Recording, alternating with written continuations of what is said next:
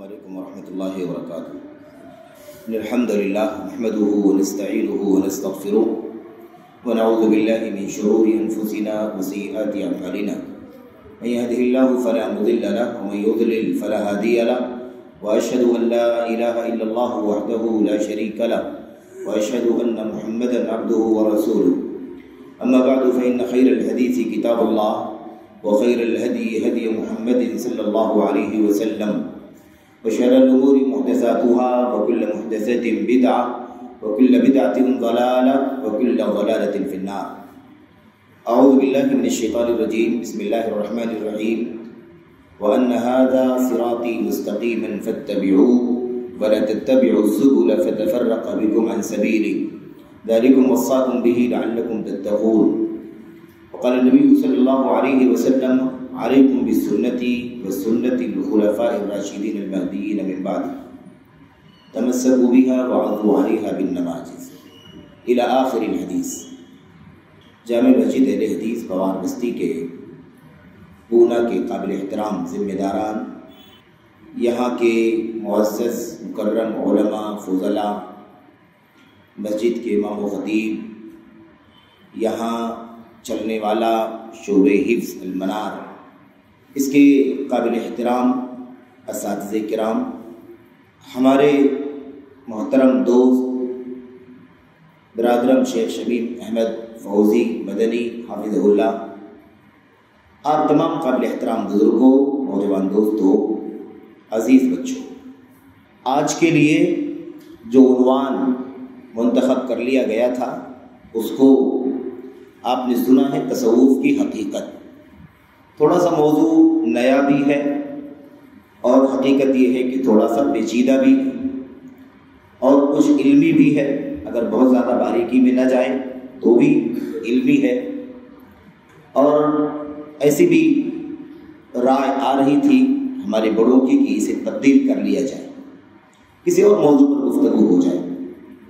یہ بھی ممکن تھا، لیکن چونکہ ایک موضوع کا اعلان ہو گیا اس لیے زیادہ بہتر یہ ہے کہ کچھ باتیں جو بآسانی سمجھی جا سکتی ہیں اسے پیش کر لیا جائے۔ ظاہر ہے کہ موضوع نیا ہے تو اسے بیان کرنے سے ہی پرانا ہوگا، اسے سننے سے ہی وہ آسان ہوگا، اور ایک سے زائد مرتبہ سننے سے ہی اس کی باتیں ذہن و دماغ میں بیٹھیں گی۔ تو اس امید کے ساتھ کہ چند باتیں بہت ہی اختصار کے ساتھ ہی آپ کے سامنے عرض کی جائیں گی۔ تصوف کیا ہے، اس کی حقیقت کیا ہے، بہت ہی سرسری عام الفاظ میں اصطلاحات وغیرہ سے دور ہٹ کر کے، تاکہ آپ جانیں کہ تصوف کی کیا حقیقت ہے، صوفیت کیا ہے۔ تو صوفیت کا لفظ تو سنتے رہتے ہیں نا، صوفی، اور تصوف کا لفظ بھی اسی روٹ سے، وہیں سے نکلا ہوا ہے۔ تو ہم لوگ انشاءاللہ تبارک و تعالیٰ کوشش کریں گے کہ آسان لب و لہجے میں کچھ باتیں سمجھ سکیں، ہم آپ کے سامنے پیش کر سکیں اور ہم سب اسے سمجھ سکیں۔ اللہ سے دعا کرتے ہیں کہ اللہ تبارک و تعالیٰ ہمیں اور آپ کو علم کی مجلسوں میں، علم کے حلقات میں زیادہ سے زیادہ دلچسپی کے ساتھ، شوق کے ساتھ بیٹھنے کی، حاضر ہونے کی، اس کے لیے اپنے وقت کی قربانی دینے کی توفیق عطا فرمائے، آمین رب العالمین۔ یہ مجلسیں بہت ہی زیادہ اہمیت کی مجلسیں ہیں، اسے آپ معمولی نہ سمجھیں۔ آپ نیک نیتی کے ساتھ ان مجلسوں میں بیٹھیں گے تو بڑی بشارتیں ہیں اس کے لیے، اور اس حوالے سے اکثر و بیشتر ہم آپ باتیں سنتے بھی رہتے ہیں، وہ ساری باتیں آپ کے سامنے بیان کرنا مقصد نہیں ہے۔ اصل یہ بیان کرنا مقصد ہے کہ ذمہ داران اس کا اہتمام کر رہے ہیں کہ مختلف علاقوں سے علماء آئیں اور یہاں پر مختلف موضوعات پر گفتگو ہو، اس کے لیے اہتمام ہوتا ہے، انتظام ہوتا ہے، اعلانات کیے جاتے ہیں۔ مقصد اس کا یہ ہے کہ علم کی روشنی زیادہ سے زیادہ پھیلے، زیادہ سے زیادہ لوگوں کو سچے دین کی معلومات ہو، اور دین کے اندر جو کچھ فسادات داخل ہو گئے، جو کچھ بگاڑ آ گیا، جو کچھ اس کے اندر بدعتیں اور نفس پرستی کی چیزیں داخل ہو گئیں، اس کی حقیقت سے بھی ہمارے بھائی واقف ہو سکیں۔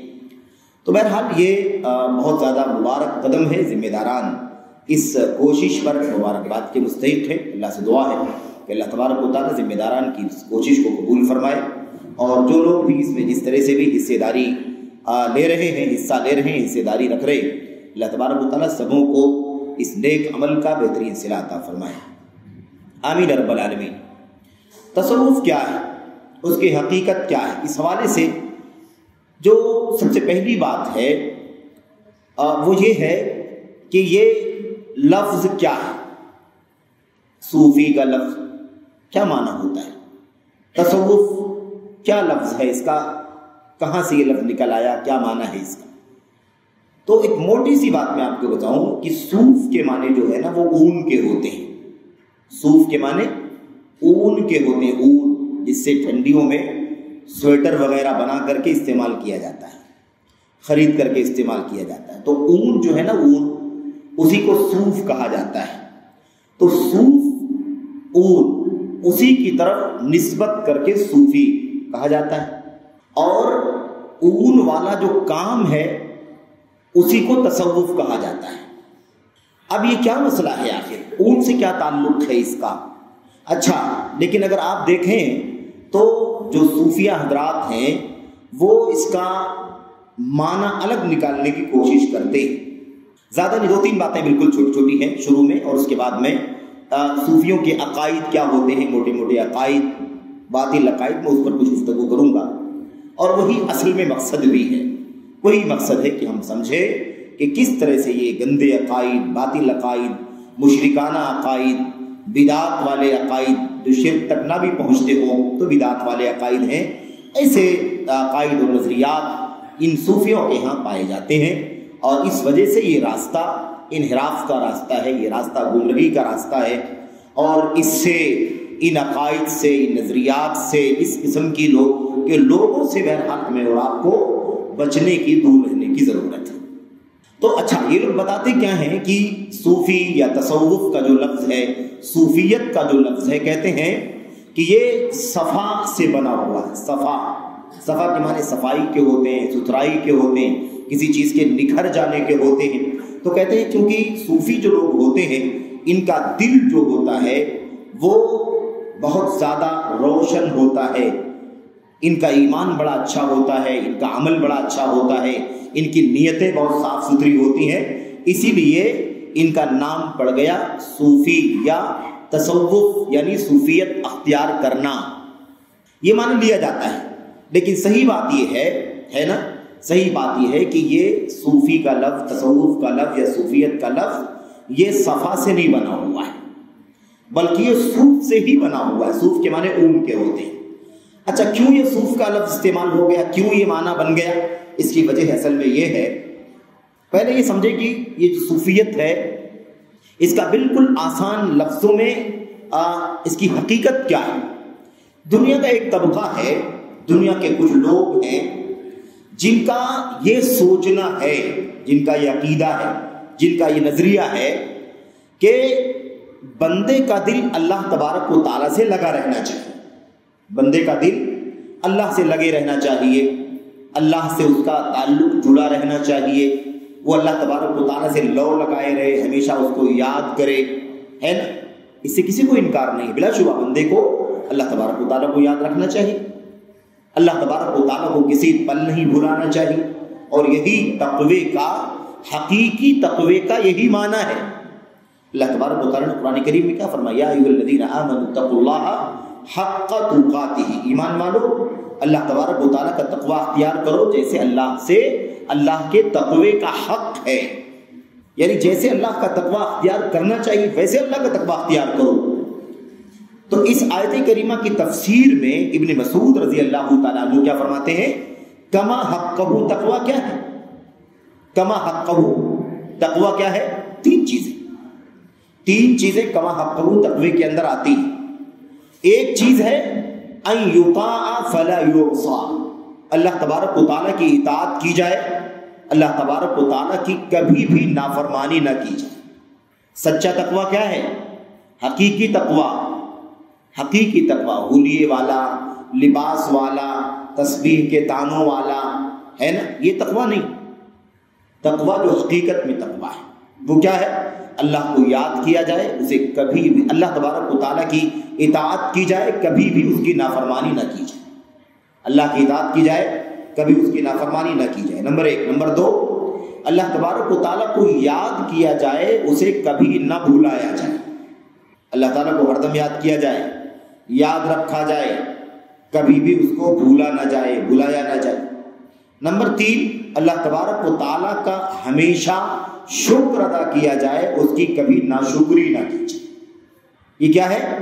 اتقوا اللہ حق تقاتہ، اللہ کا تقوی اختیار کرو جیسے اللہ کا تقوی ہونا چاہیے۔ تو اس کی تفسیر میں یہ 3 باتیں، ان یطاع فلا یعصى، وان یذکر فلا ینسى، وان یشکر فلا یکفر۔ 3 باتیں۔ اب یہ بات سمجھ میں آ گئی کہ کما حقہ، متقی ہونے کے لیے کیا ضروری ہے؟ اللہ تبارک و تعالیٰ کو یاد رکھا جائے، کبھی اسے بھلایا نہ جائے، اس سے کسی کو انکار نہیں۔ فاذکرونی اذکرکم واشکرونی ولا تکفرون والذاکرین اللہ کثیرا والذاکرات، اللہ تبارک و تعالیٰ کو کثرت سے یاد کیا جانا چاہیے، اس سے انکار نہیں۔ بہرحال صوفیہ کیا کہتے ہیں، ان کا سوچنا کیا ہے، صوفیت کیا چیز ہے؟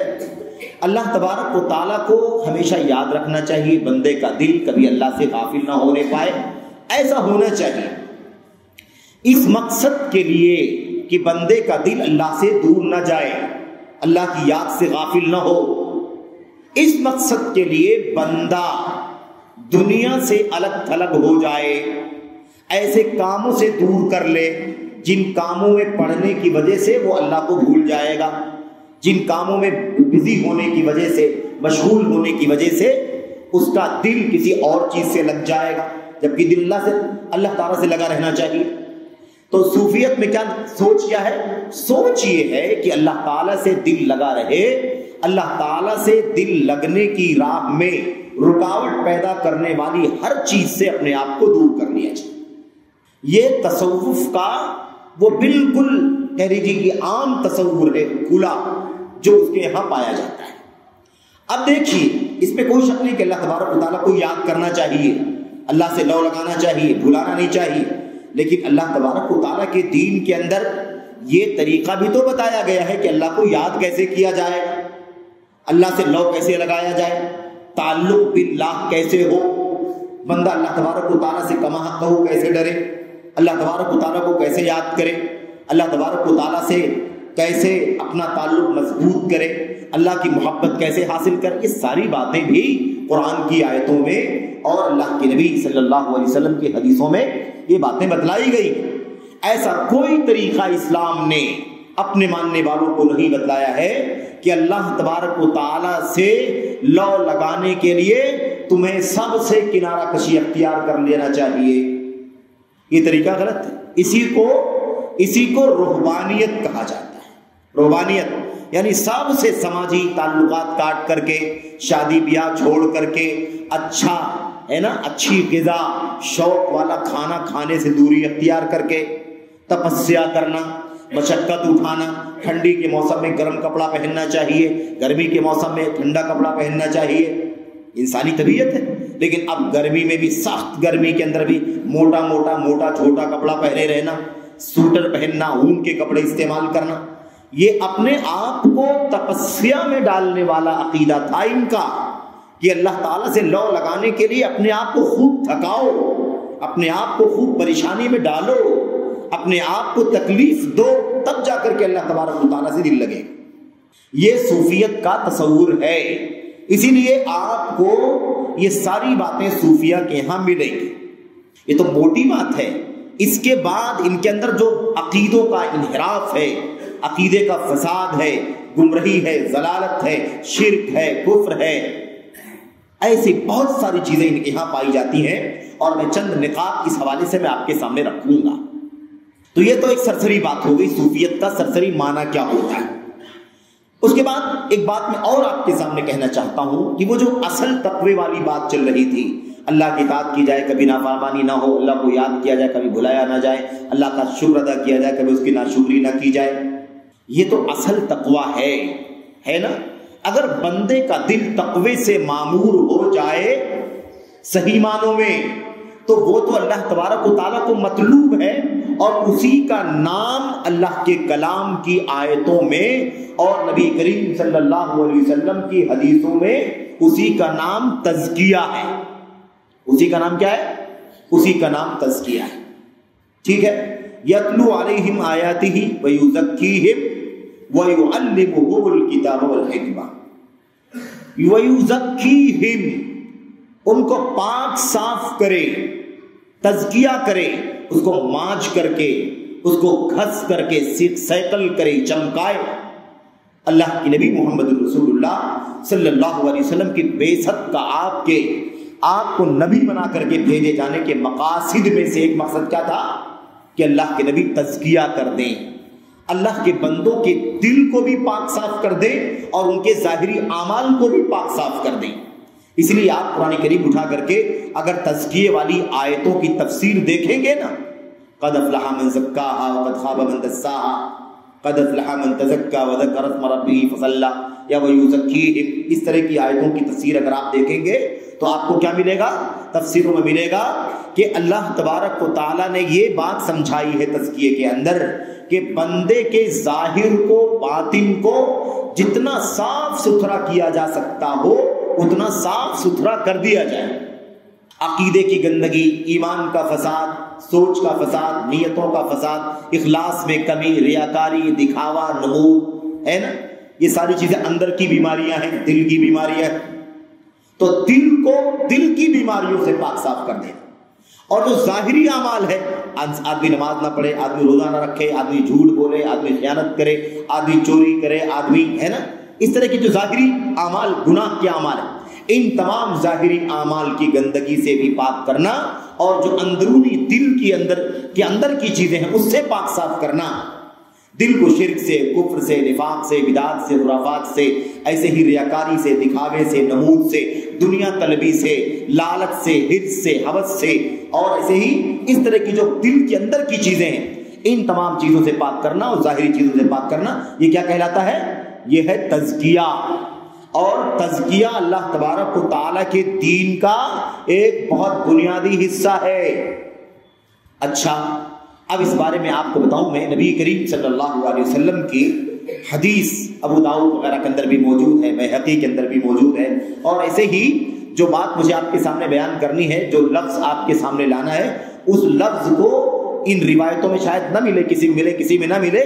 وہ طبرانی کی روایت ہے. طبرانی کی روایت میں ایک واقعہ اللہ کے نبی علیہ السلام کی ایک حدیث ہے اور اس کے اندر ایک ٹکڑا ہمارے بہت کام کا ہے اور اہم ہے، اس لیے وہ آپ کے سامنے پیش کرنا ہے.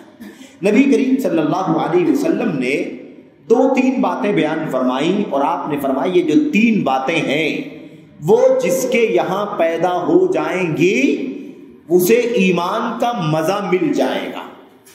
اسے کیا ہوگا؟ ایمان کی مٹھاس مل جائے گی، ایمان کی چاشنی مل جائے گی. ان میں سے ایک چیز اللہ کے نبی نے فرمایا تھا وَزَكَّى نَفْسَهُ، اپنے آپ کو، اپنی طبیعت کو پاک صاف کر دیا، اپنے دل کو پاک صاف کر دیا، اپنے نفس کو پاک صاف کر دیا، یعنی تزکیہ کر دیا، صفائی کر دی، ستھرائی کر دی. تو اللہ کے نبی علیہ السلام نے جو بات بیان فرمائی کہ جو اپنے نفس کا تزکیہ کر لے گا اسے بھی ایمان کا مزہ مل جائے گا. تو صحابہ کرام نے اللہ کے نبی صلی اللہ علیہ وسلم سے یہ بات سنی تو سوال کر لیا اور آپ نے کیا پوچھا؟ ما تزکیۃ المرء نفسہ. اے اللہ کے نبی صلی اللہ علیہ وسلم یہ بتائیے کہ آدمی کا اپنے نفس کے تزکیہ کرنے کا معنی کیا ہے؟ بعض روایتوں میں وما تزکیۃ النفس یا رسول اللہ. اے اللہ کے نبی یہ تزکیۃ النفس کیا ہے؟ نفس کا تزکیہ کیا معنی ہے؟ اس وقت اللہ کے نبی نے کیا جواب دیا تھا؟ وہ جواب بہت اہم ہے، وہ جواب بہت قیمتی ہے، اور آپ اس موقع پر یہ بھی اپنے ذہن میں رکھیں کہ تزکیہ نفس پر بہت ساری باتیں ہوتی ہیں، بہت ساری تقریریں ہوتی ہیں، بہت سارے دروس ہوتے ہیں. نبی کریم صلی اللہ علیہ وسلم کی اس حدیث کی روشنی میں اگر تزکیہ نفس کا معنی ہم نے سمجھ لیا تو تزکیہ نفس کی حقیقت کو ہم سمجھ لیں گے انشاءاللہ تعالی. اس میں اللہ کے نبی نے کیا فرمایا؟ آپ نے فرمایا تزکیہ نفس کیا ہے؟ ہوا ہی ان یعلم المرء، اللہ اکبر، اتنی پیاری بات، اللہ کے نبی صلی اللہ علیہ وسلم نے فرمایا ہوا یہی ان یعلم المرء ان اللہ تعالی معه حیث کان.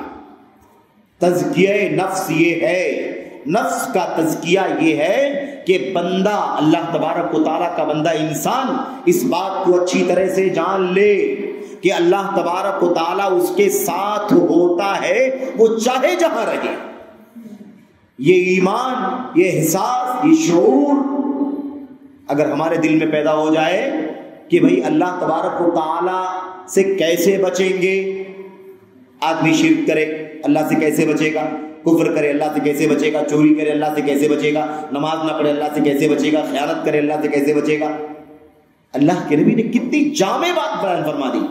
آپ نے ایسے اگر گنانا شروع کیا ہوتا، تزکیہ نفس یہ ہے کہ نماز کی پابندی کرے، روزہ رکھے، حج کرے، زکوٰۃ دے، صدقات دے، فلاں کرے فلاں کرے فلاں کرے، تو کتنی لمبی بات بتانی پڑے. اور یہ نہ کرے، یہ نہ کرے، یہ نہ کرے، یہ نہ کرے. اگر اللہ کے نبی گناتے تو کتنی ساری باتیں گنانی پڑتی. لیکن اللہ کے نبی نے اوتیت جوامع الکلم، اللہ کے نبی نے فرمایا مجھے جوامع الکلم دیا گیا ہے، یعنی مجھے اللہ نے یہ خوبی عطا فرمائی ہے، یہ خوبی اللہ نے مجھے دی ہے کہ میں تھوڑی سی بات بول دیتا ہوں اور اس میں بہت زیادہ معنی چھپا رہتا ہے، بہت سارے معانی نکل کے آتے رہتے ہیں، بہت ساری چیزوں کو سمیٹ کر کے ایک دو لفظوں میں بول دیتا ہوں. اللہ نے مجھے یہ خوبی عطا فرمائی. اسی میں ایک بات یہ بھی ہے کہ اللہ کے نبی نے تزکیہ نفس کا معنی ابھی آپ سن رہے تھے. نفس کا تزکیہ کا معنی کیا؟ نفس کو پاک کرنا، ظاہری گناہوں سے، باطنی گناہوں سے پاک کرنا، اندرونی کو بیرونی کو سب کو پاک کرنے کا نام کیا ہے؟ تزکیہ. لیکن نبی نے کیا جواب دیا؟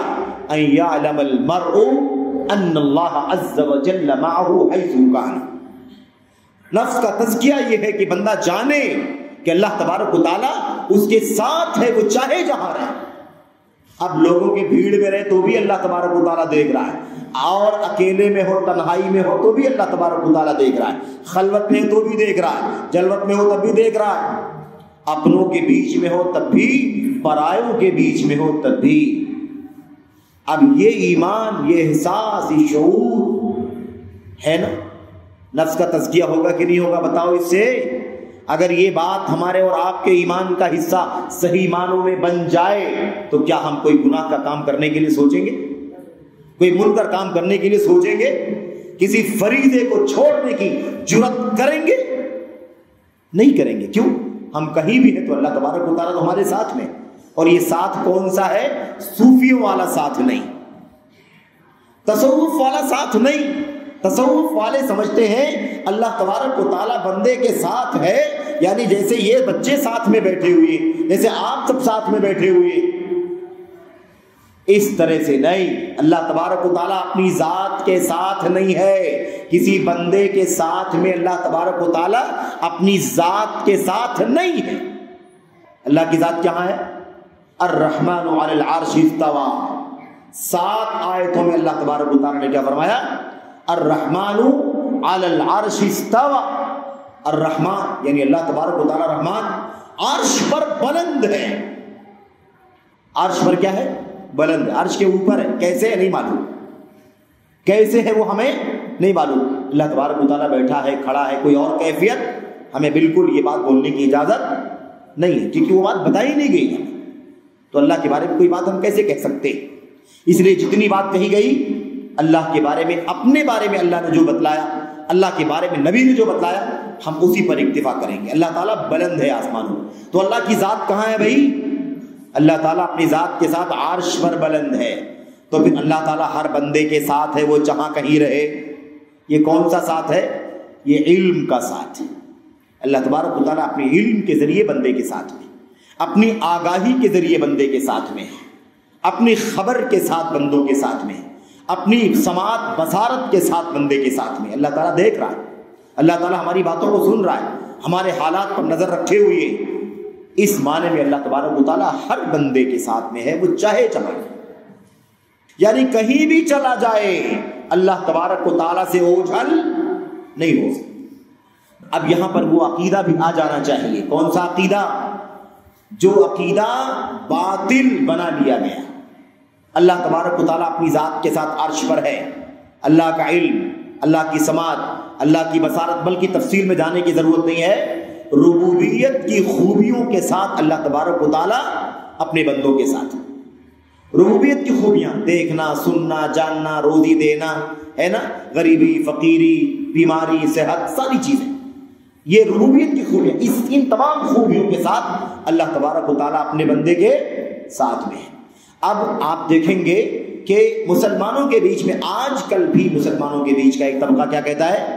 وہ کہتا ہے کہ اللہ تبارک و تعالیٰ حاضر و ناظر ہے، اللہ تبارک و تعالیٰ حاضر و ناظر ہے، آدھا صحیح ہے آدھا غلط، اصبت بعضا واخطأت بعضا، آدھا درست ہے اور آدھا غلط ہے۔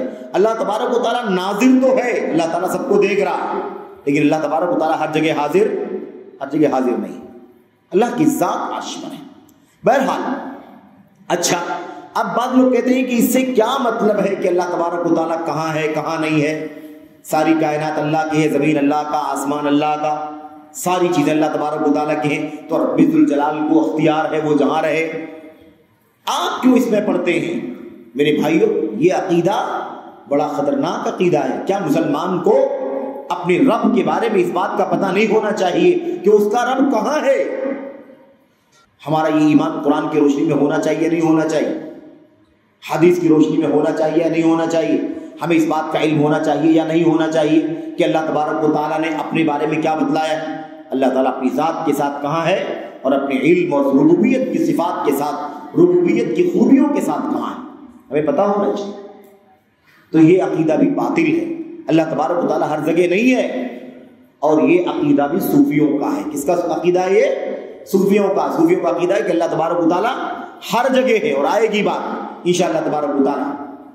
بہرحال عرض میں یہ کر رہا تھا آپ کے سامنے کہ تصوف کی سرسری طور پر حقیقت ہے۔ دوسری بات، ہاں یہ باتیں چل رہی تھی کہ ایک تو تصوف کا یہ ہم نے کہا گمراہی ہے، ضلالت ہے نا، باطل طریقہ ہے، باطل عقائد ہے، شرک بھی ہے، کفر بھی ہے، بدعت بھی ہے، گناہ بھی ہے، معصیت بھی ہے، ہر طرح کے گناہ موجود ہیں۔ لیکن ایک ہے تزکیہ، وَيُزَكِّيهِمْ وَيُزَكِّيكُمْ، اللہ تبارک و تعالیٰ نبی کو تزکیہ، پاک کرنے کے لیے بھیجتا ہے۔ یہ جو تزکیہ ہے یہ تو بہت اچھا کام ہے، اسی کو اچھا صحیح معنوں میں تقویٰ کہتے ہیں۔ اچھا، اب یہ جو ہے نا، یہ قرآن والا تزکیہ ہے، یہ حدیث والا تزکیہ ہے، اس کو تصوف کا نام دے کر کے اپنے باطل کو حق کے ساتھ ملانے کی کوشش کی گئی۔ تزکیہ والا طریقہ اللہ کے نبی کا، نبی کے صحابہ کا، صحابہ کے بعد تابعین کا، تبع تابعین کا، ائمہ کا، اور آج بھی اور قیامت تک ایمان والے جتنا اپنے آپ کو سنوار کر کے رکھیں گے، جتنا اپنے عقیدے کی حفاظت کریں گے، اس کو شرک اور کفر سے پاک صاف رکھیں گے، جتنا اپنے عمل کو پاک صاف رکھیں گے، جتنے اپنے معاملات کو سدھار کر کے رکھیں گے، اتنا ہی زیادہ ان کے ہاں تزکیہ پایا جائے گا۔ یہ اچھا کہا۔ یہاں پر ایک بات اور میں ذکر کر دوں، اصل میں عقیدے میں جب بگاڑ آ جاتا ہے نا، انحراف آ جاتا ہے، صحیح عقیدہ جو قرآن کریم سے نکلا ہوا ہے، سنت سے نکلا ہوا ہے، حضرات صحابہ کرام کے عقیدے کے اندر، تابعین کے عقیدے کے اندر موجود ہے، جب اس عقیدے سے آدمی دور چلا جاتا ہے تو بڑی مشکلات میں پڑ جاتا ہے۔ اب میں آپ کو بتاؤں، آپ نے ایک بہت بڑی شخصیت ہندوستان کے اندر، وطن عزیز کے اندر ایک بہت اونچا نام ہے، ایک کتاب لکھی انہوں نے، ربانیہ لا رہبانیہ، ربانیت ہونی چاہیے، رہبانیت نہیں ہونی چاہیے، ربانیت اللہ والا ہونا چاہیے، رہبانیت نہیں ہونی چاہیے، یعنی صوفیوں کی طرح سے سارے لوگوں سے کنارہ کشی اختیار کر کے سماج میں نہیں رہنا ہے، آبادی میں نہیں رہنا ہے، لوگوں کے بیچ میں نہیں رہنا ہے، شادی بیاہ نہیں کرنا ہے، موٹا جھوٹا کھا کر کے اور پہن کر کے زندگی گزار دینا، کسی دور دراز جنگل میں، کسی دور دراز کٹیا میں چلے جانا ہے، اس کو کہتے ہیں رہبانیت۔ یہ طریقہ کہاں سے آیا؟ عیسائیت سے آیا۔ اللہ نے فرمایا یہ بدعت، یہ کیا ہے؟ یہ بدعت ہے۔ عیسائیوں نے بھی یہ طریقہ نکالا، اور یہ طریقہ، یہ بدعت کا طریقہ اسلام کے اندر بھی کہیں نہ کہیں سے بہرحال صوفیت کے نام پر داخل ہو گیا۔ میں عرض کر رہا تھا، یہ جو کتاب ہے نا، کتاب ربانیہ لا رہبانیہ والی جو کتاب ہے، اس کتاب کے اندر مصنف نے لکھا ہے کہ کہ اگر صوفیت کے بجائے اسے تزکیے کا نام دے دیا گیا ہوتا تو بڑا اچھا رہتا. نام کیا دے دیا گیا؟ صوفیت. کہتے اگر صوفیت کا نام نہ دیا گیا ہوتا، یعنی صوفیوں نے اس کا نام صوفیت نہ رکھا ہوتا، اگر اس کا نام تزکیہ رکھا ہوتا تو بڑا اچھا ہوتا. تو میں آپ کو بتانا چاہتا ہوں کہ ہم جو تزکیے کی بات کر رہے ہیں وہ اصلی والا تزکیہ نبی، صحابہ، تابعین، تبع تابعین، ائمہ، محدثین، اہل السنت والجماعت کا تزکیہ، اہل الحدیث کا، فرقہ ناجیہ کا، طائفہ منصورہ کا تزکیہ، جس کے اندر شرک نہیں، کفر نہیں، بدعات نہیں، خرافات نہیں، نفس پرستی نہیں، منمانی نہیں، کچھ بھی نہیں. قرآن سنت صحابہ کی زندگی کے مطابق زندگی گزارنا، اپنے دل کو پاک صاف کرنا، دنیا سے اتنا ہی دل لگانا جتنا دنیا کی ضرورت ہے، اس سے زیادہ دنیا سے دل نہ لگانا، جس کو زہد کہتے ہیں، ورع کہتے ہیں. زہد دنیا سے بے رغبتی. ورع کا مطلب ہوتا ہے حرام سے بچنے کے لیے اتنا احتیاط کرنا کہ کچھ حلال کو بھی چھوڑ دینا. حرام سے بچنے کے لیے اتنا احتیاط کرنا کہ کچھ حلال اور جائز چیزیں بھی چھوٹ جائیں، اس کی فکر نہ کرنا، لیکن حرام نہیں آنا چاہیے، اس کی فکر کرنا. یہ جو چیز ہے یہ سچا تزکیہ ہے. لیکن یہ ربانیہ لا رہبانیہ کے مصنف کیا لکھتے ہیں؟ کہتے ہیں کاش اگر اسے تزکیے کا نام دے دیا گیا ہوتا، اسے صوفیت کا نام نہ دیا گیا ہوتا تو بڑا بہتر رہتا. تو یہ جان لینا چاہیے کہ نام دینے سے کام نہیں بنے گا، نام دینے سے کام نہیں بنے گا. آج کل کی صوفیت کبھی بھی تزکیہ نہیں ہے. آج کل کا تصوف، آج کل کی صوفیت جو ہے اس کا تزکیے سے کوئی لینا دینا نہیں ہے. تزکیہ ایمان کا، تقوی کا، اللہ کے خوف کا نام ہے. اور صوفیت کس کا نام ہے؟ صوفیت نام ہے منمانی کرنے کا، ہوس پرستی کا نام ہے. اس میں شرک بھی ہے، کفر بھی ہے، بدعات بھی ہے، خرافات بھی ہے، اور بڑے گناہ بھی ہیں، چھوٹے گناہ بھی ہیں. سب کو اکٹھا کر دیا جائے تو اسی کا نام تصوف اور اسی کا نام صوفیت. یہ جو فرقہ ہے صوفیت والا فرقہ، یہ فرقہ اسلام کے اندر نکلنے والے بدعتی فرقوں میں سے ایک فرقہ ہے. ایک فرقہ بدعت کا فرقہ ہے یہ، یعنی اپنے اندر بدعت والے عقائد، شرک والے عقائد رکھتا ہے، اور یہ فرقہ وجود میں آیا ہے. اس کا اسلام سے کوئی لینا دینا نہیں ہے. تزکیہ الگ چیز ہے. اس لیے یہ کہنا غلط ہے کہ اس کا نام اگر رہبانیت کے بجائے یا اس کا نام صوفیت کے بجائے تزکیہ رکھ لیا گیا ہوتا تو بہتر ہوتا. دونوں الگ الگ چیزیں، دونوں الگ الگ چیزیں. صوفیت اسلام میں ہے ہی نہیں، تزکیہ اللہ کے دین کا حصہ ہے. کیسے دونوں کا نام بدل، دونوں کے نام میں چینجنگ کرنے سے کیسے عقیدے، کیسے مسئلہ حل کر لیا جائے، اس کو کیسے ہلکا بنایا جا سکتا ہے. اس لیے یہ کیا ہے؟ یہ خطرناک مسئلہ ہے. ایک چھوٹی سی بات یہ بتانی تھی کہ صوفیت کا جو فرقہ ہے نا، اس کے بارے میں صحیح پتہ لگانا مشکل ہے کہ اس فرقے کا وجود کب ہوا، لیکن اندازہ کچھ لگتا ہے. اندازہ لگتا ہے امام شافعی رحمۃ اللہ علیہ کی وفات 204 ہجری میں ہوئی ہے. کب ہوئی ہے؟ 204 ہجری میں ہوئی ہے. 204 ہجری میں وفات ہو گئی. 7-8 سال پہلے یا 5-6 سال پہلے امام شافعی رحمۃ اللہ علیہ مصر تشریف لے گئے تھے. کہاں گئے تھے؟ مصر تشریف لے گئے. جب آپ مصر میں گئے تو آپ نے مصر کے حالات کو جب دیکھا تو ان حالات پر آپ نے کچھ تبصرہ کیا تھا. کچھ کیا کیا تھا؟ تبصرہ کیا تھا، یعنی کچھ بولا تھا. اس تبصرے کے اندر صوفیت کے بارے میں بھی کچھ بات موجود ہے کہ مصر کے علاقے میں پہنچا تو میں نے دیکھا مصر میں ایسا ایسا عقیدہ پایا جاتا ہے، صوفیہ حضرات پائے جاتے ہیں.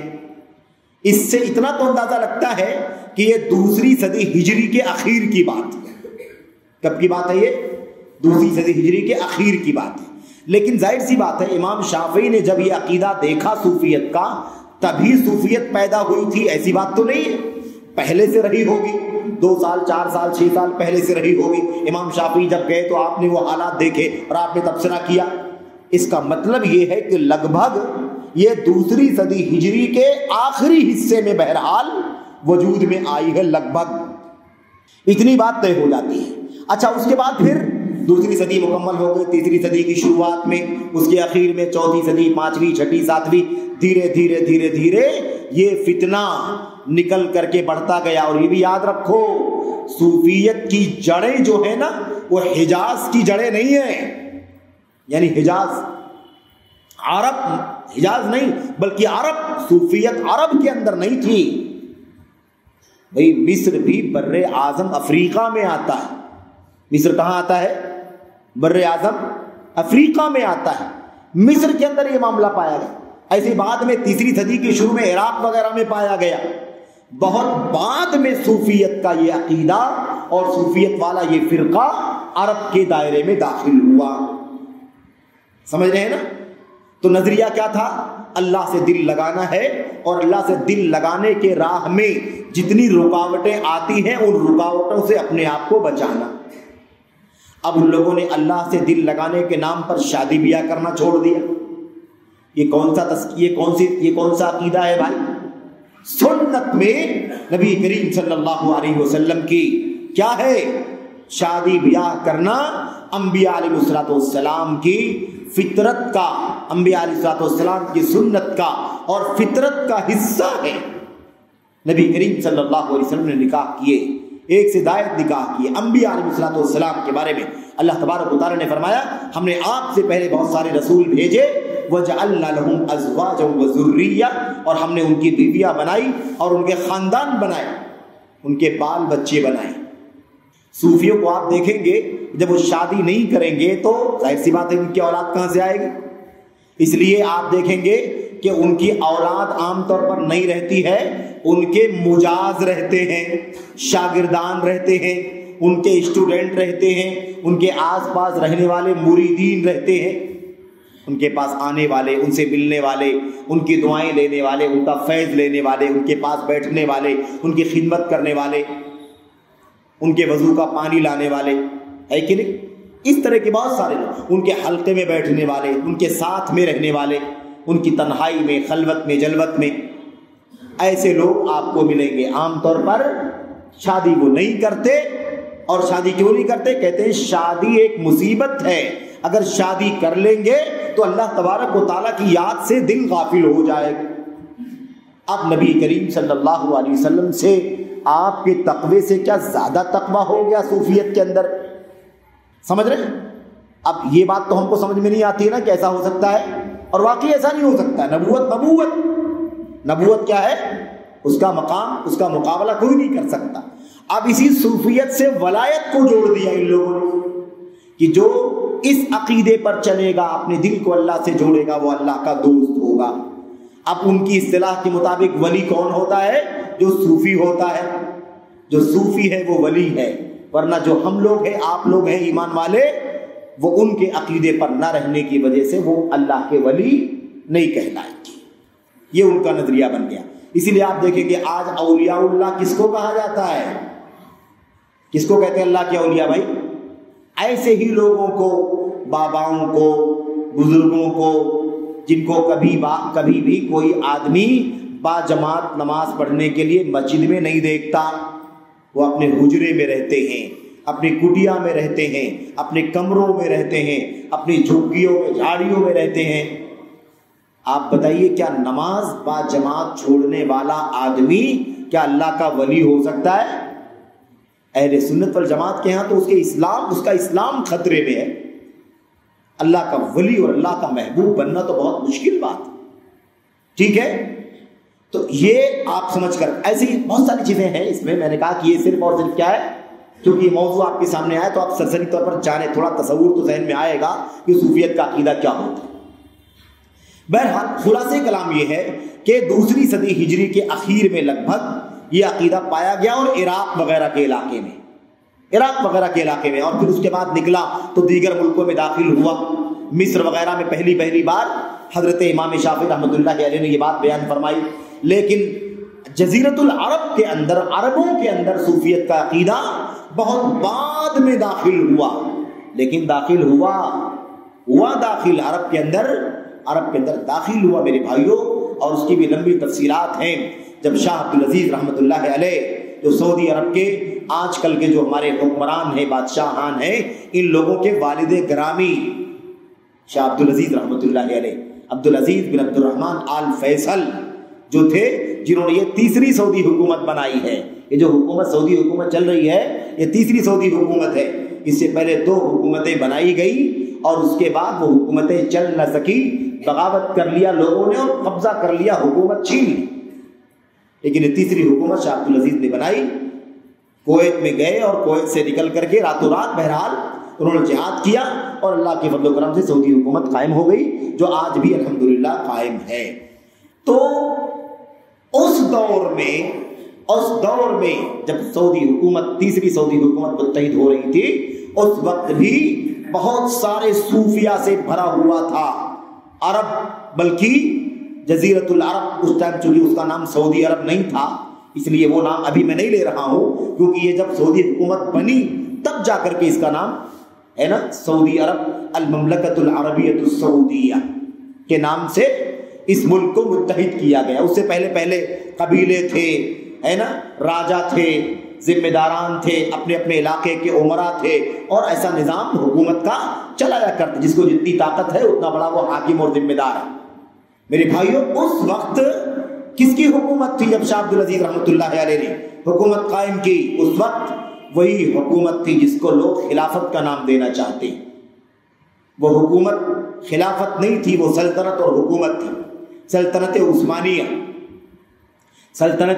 عثمانیہ اس کو لوگ خلافت عثمانیہ بولتے ہیں. نہیں بولا جا سکتا, صحیح معنوں میں اسے خلافت کا نام دینا درست نہیں ہے کیونکہ اس کی بنیادیں خالص توحید پر خالص سنت پر نہیں تھی, اس کی بنیادیں صوفیت پر تھی. اور اس موقع پر لگے ہاتھ میں آپ کے سامنے وہ بات بھی ذکر کر دیتا ہوں اور وقت بھی ختم ہو رہا ہے اس معنی میں کہ صرف تمہیدی باتیں آپ کے سامنے ہیں. ایک بات جو اہم ہے وہ یہ ہے کہ ابھی سلطنت عثمانیہ کے کارنامے دنیا کے سامنے پیش کرنے کے لیے مختلف زبانوں میں ترکی زبان سے نکل کر انگریزی, فرنچ, اردو اور دیگر زبانوں کے اندر وہ فلم دنیا کے اندر عام کی گئی جس کو ارطغرل غازی کا نام دیا گیا. یہ بھی صوفیت کی جڑوں والی حکومت تھی. سمجھ رہے پورے طور پر جہاں تک ان کا دائرہ اقتدار تھا کئی ملکوں پر ان کی حکومت پھیلی ہوئی تھی. آپ جان لیجیے میں سب کئی ملکوں پر نہیں کئی بر اعظموں پر یہ حکومت پھیلی ہوئی تھی. کئی بر اعظموں پر. اس کی اپنی تاریخ, اس کا ایک موقع نہیں ہے.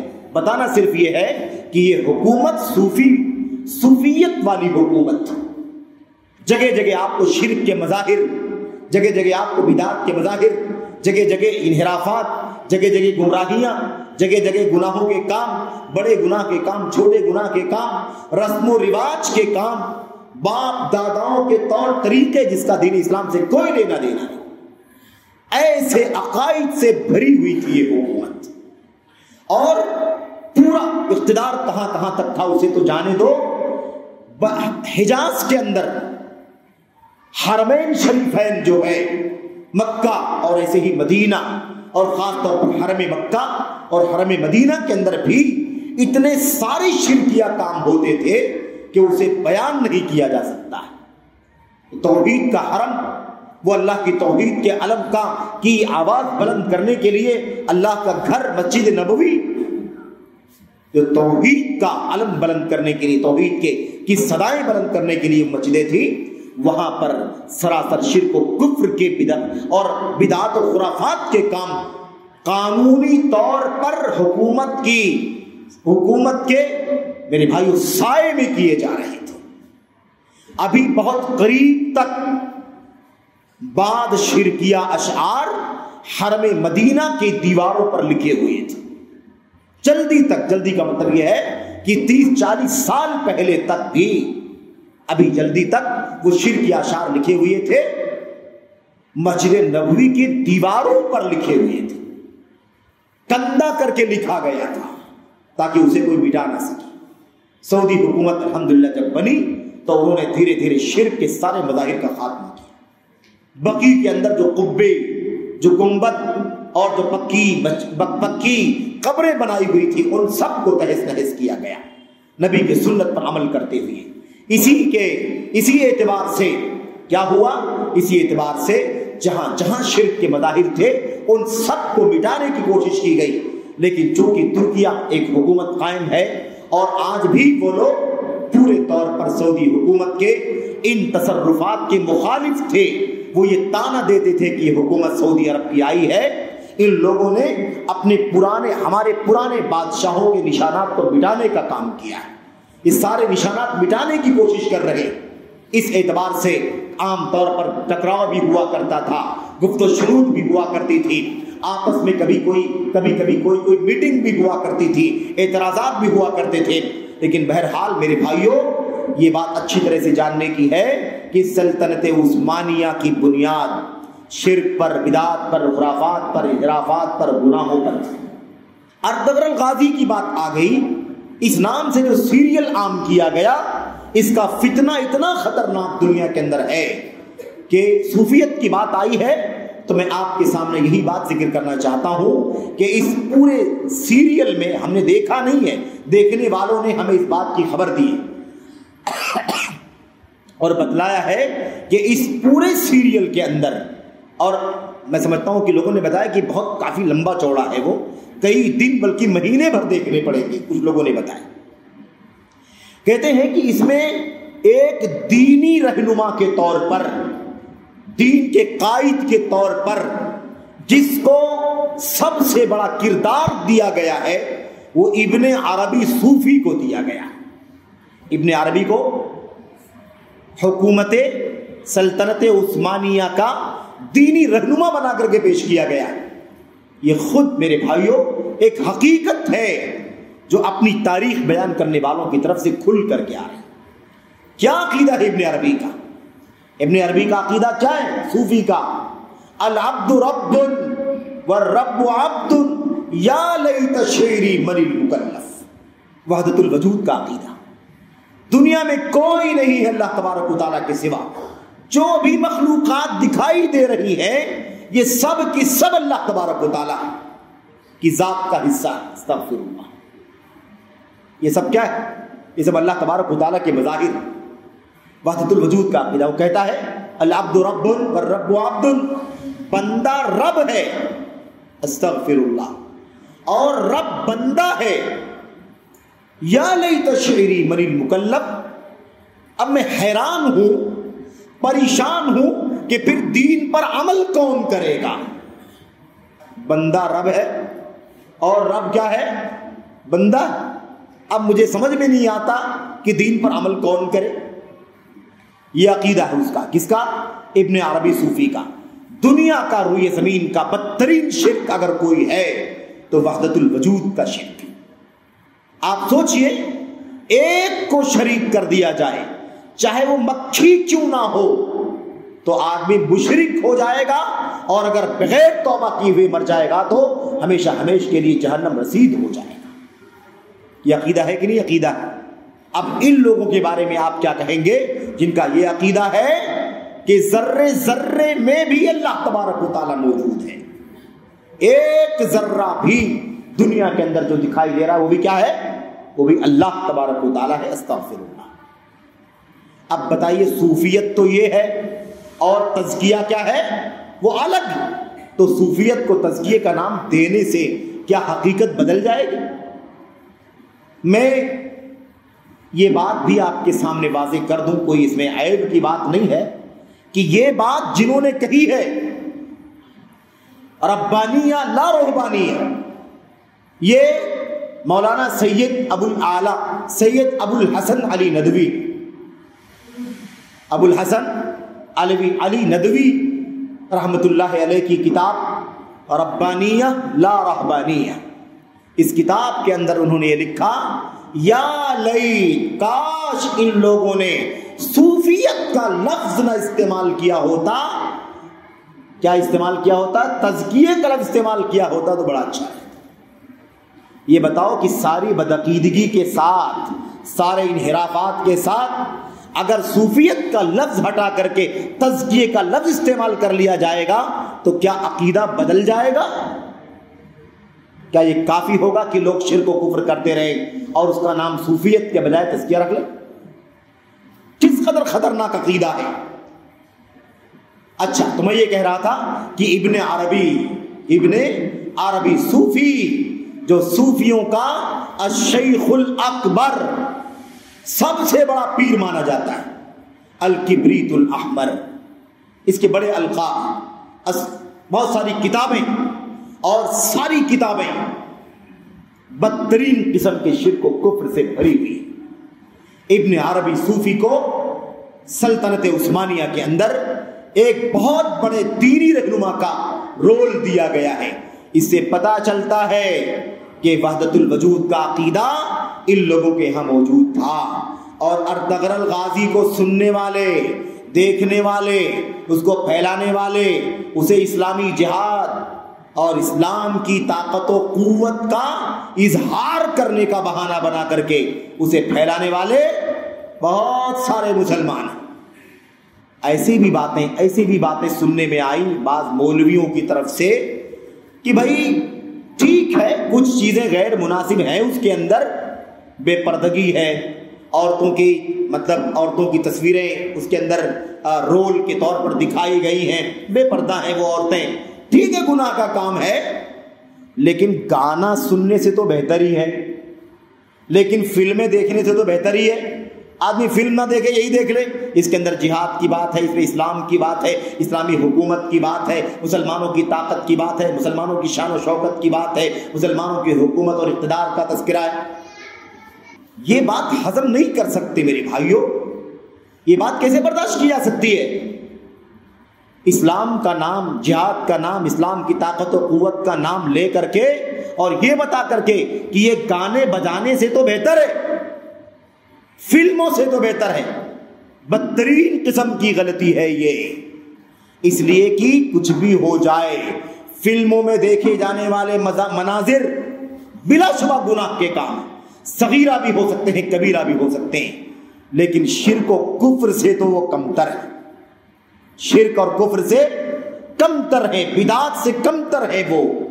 اس لیے یہ کہنا کہ گانے بجانے سے، فلموں کو دیکھنے سے، تو سیریل کو دیکھنے سے تو بہتر ہے کہ ارطغرل غازی کا سیریل دیکھ لیا جائے، یہ بدعقیدگی کو پھیلانے کا طریقہ ہے، صوفیت کو پھیلانے کا طریقہ ہے، ابن عربی کے عقائد کو اور ابن عربی کو پروموٹ کرنے، اس کا تعارف کروانے کا ذریعہ ہے۔ اس لیے میرے بھائیوں، اس طرح کی سیریل سے کبھی دھوکہ نہیں کھانا۔ اور آج یہ خیانت کے حالات، خیانت کی بہت ساری باتیں صبح شام ملتی ہیں۔ آگاہ رہنا، میڈیا کے نام پر دھوکہ نہیں کھانا، چوکنا رہنا۔ لوگ کس طرح سے آج قرآن کریم میں خرد برد کر کے، قرآن کریم کو خرد برد کر کے، ایڈیشن میں تبدیلیاں کر کے سوشل میڈیا پر اسے پھیلاتے ہیں۔ عوام کو نہیں پتا کہ کون سا مصحف درست ہے، کون سا نہیں درست ہے، کوئی بھی اٹھایا، آن لائن ڈاؤن لوڈ کیا اور اسے پڑھنا شروع کر دیا۔ ہمارے بہت سارے یہاں نوجوان بیٹھے ہوئے ہیں، اچھے ذوق والے، پڑھنے لکھنے والا ذوق رکھنے والے ہمارے بہت سارے عزیز بیٹھے ہوئے ہیں، طلبہ بھی بیٹھے ہوئے ہیں۔ اسلام 365 کا بھی نام آپ لوگوں نے سنا ہوگا۔ کیسے دھوکہ دیتے ہیں لوگ، آپ دیکھیں بدعقیدگی کیسے پھیلائی جاتی ہے۔ بدعقیدگی جب اس کو لانچ کرنا ہوا، اصل میں یہ سب الفاظ اصطلاحی ہیں، لیکن ہم لوگوں کی مجبوری ہے کہ اصطلاحی الفاظ ہم نہیں جانتے، ہم اپنی اردو کی، عربی کی اصطلاحات استعمال کرتے ہیں۔ اب اس طرح کی چیزوں کو لانچ کرنا کہا جاتا ہے۔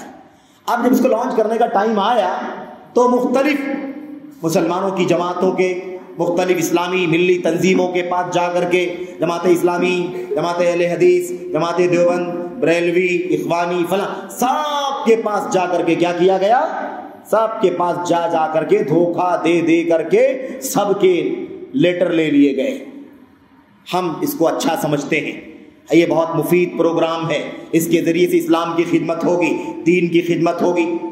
اس طرح کا کام کیا گیا، اور جو باطل عقیدہ، صوفیت کا عقیدہ، وحدت الوجود کا عقیدہ، شرک کا عقیدہ، بدعات کا عقیدہ رکھنے والا شخص تو تھا، اس نے دھیرے دھیرے اس کے اندر نئے ایڈیشن یا اپڈیٹ ماڈل کے نام پر بہت ساری بدعقیدیوں کو داخل کر دیا۔ اس لیے خبردار دو اعتبار سے، ایک خبردار عوام کو اور دوسرا خبردار خواص کو۔ میں کہتا ہوں کیا مجبوری، کیوں آخر دوسرا آئے اور آپ سے لیٹر لے کر کے جائے، آپ سرٹیفکیٹ بانٹ دیں کہ ہاں اچھا ہے آپ کا سافٹ ویئر، اچھا ہے آپ کا اپلیکیشن، بہت مفید ہے، اللہ تبارک و تعالیٰ آپ کو جزائے خیر دے، اور اس کے بعد وہ جائے سال بھر کے بعد، 2 سال 4 سال 6 سال کے بعد، جب لاکھوں کروڑوں لوگ اس کو سننے لگے، اس کو دیکھنے لگے، اس سے استفادہ کرنے لگے، تو اب وہ سمجھ لے کہ اس سے کسی کو چارہ نہیں ہے، اس سے بے نیاز ہونا ممکن نہیں ہے، تو اپنے باطل عقائد کا پرچار کرنا شروع کر دے۔ کیا مجبوری ہے کہ ہم دوسروں پر ڈیپینڈ رہیں؟ کیوں نہ ہمارے اپلیکیشن رہیں، کیوں نہ ہمارا اپنا اختیار رہے، اور ہم خالص توحید و سنت کی روشنی میں، سلف کے منہج کی روشنی میں کوئی اپلیکیشن تیار کریں، اسلامک پورٹل تیار کریں، اسلامی کتابوں کا ایک بڑا ذخیرہ اکٹھا کریں، اور ایسے ہی منہج کے مطابق صحیح عقیدہ اور صحیح منہج کے مطابق تحریروں کا آرٹیکلز کا ذخیرہ اکٹھا کریں۔ آخر کون سی مجبوری ہے، ہم اپنا کیوں نہ کریں؟ خواص کے لیے اس سے یہ چوکنا رہنے کی ضرورت ہے۔ ہمارے اپنے علماء نے تصدیق کر دیا تھا کہ آپ کا اپلیکیشن بڑا اچھا ہے۔ اس کے بعد پتہ چلا کہ اس کے اندر گمراہی کا اور خیانت کرتے ہوئے اس کے اندر بدعقیدگی کا اضافہ کیا جا رہا ہے۔ اب آج آپ یہ سمجھ لیں کہ اگر کسی چیز کو 20 لاکھ 25 لاکھ 30 لاکھ لوگ اس کے عادی ہو چکے ہیں، تو آپ سب کو یہ بتانا کتنا مشکل کام ہے کہ یہ اپلیکیشن غلط ہے، اس کے اندر شرک ہے، اس کے اندر بدعت ہے، اس کے اندر صوفیت ہے، یہ بتانا کس قدر مشکل ہے میرے بھائی۔ اس لیے اگر ایک شخص وائرل کرتا ہے کہ یہ باطل ہے، دوسرا اس کو وائرل کرتا ہے کہ بہت اچھا، آدمی کیسے فیصلہ کرے گا کہ یہ درست ہے یا یہ نادرست ہے؟ آدھے لوگ اس کو صحیح سمجھتے ہیں اور آدھے سے کئی گنا زیادہ لوگ میرے بھائیوں اس کو صحیح سمجھتے ہیں، کچھ لوگ اس کو غلط سمجھتے ہیں، ورنہ اکثر لوگ اس کے عادی ہو چکے ہیں، اس کو چھوڑ نہیں سکتے۔ اردو زبان میں ہے، الگ الگ زبانوں میں ہر آدمی استفادہ کرتا ہے۔ ایسے ہی میں آپ کے سامنے یہ بھی عرض کرنا چاہتا ہوں کہ ایک بات تو ہوگی ارطغرل الغازی والے سیریل کی، یہ کیا ہے؟ یہ گمراہی کا سیریل ہے، بدعقیدگی کا سیریل ہے، صوفیت کو پھیلانے کا بہت بڑا پروپیگنڈا اور بہت بڑی سازش ہے یہ، جو پوری امت کے اندر اسلامی جہاد، اسلامی حکومت کے نام پر سارے مسلمانوں کے درمیان عام کر دیا گیا، اتنا پروموٹ کیا گیا کہ گانا بجانا سننے والے بھی گانا بجانا چھوڑ دے اور یہ بدعقیدگی کو سننا اور اس کو دیکھنا، اس کو پروموٹ کرنا شروع کر دیا۔ اور یہ کام مولویوں نے کیا۔ عوام کا مسئلہ کیا ہے؟ عوام کو چاہیے کہ وہ جب تک اپنے بالکل مستند علماء سے رائے لے کر کے پورے طور پر اطمینان نہ کر لیں، کسی بھی دائیں بائیں کے آدمی کے کہے پر اور اس کی تصدیق پر کسی بات کو یقین نہ کریں۔ آخری بات، صوفیت کی جڑیں کہاں تک پھیلی ہوئی ہیں؟ اخوانیت، مودودیت کے اندر بھی صوفیت ہے۔ اخوانیت اور مودودیت کے اندر بھی کیا ہے؟ اس کے اندر بھی صوفیت ہے، اور خطرناک صوفیت ہے۔